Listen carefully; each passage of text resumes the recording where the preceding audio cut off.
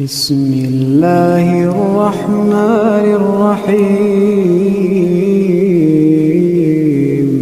سبح اسم ربك الأعلى الذي خلق فسوى والذي قدر فهدى والذي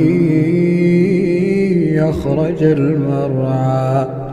فجعله غثاء نحوا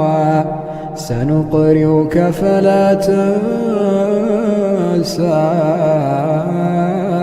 إلا ما شاء الله إنه يعلم الجهر وما يخفى ونيسرك لليسرى فذكر إن نفعت الذكرى سيذكر من يخشى ويتجنبها الأشقى الذي يصلى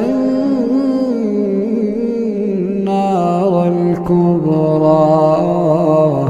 ثم لا يموت فيها ولا يحيا قد أفلح من تزكى وذكر اسم ربه فصلى بل تؤثرون الحياة الدنيا والآخرة خير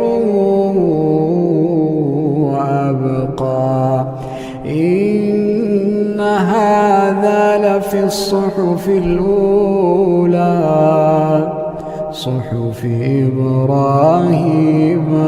وموسى.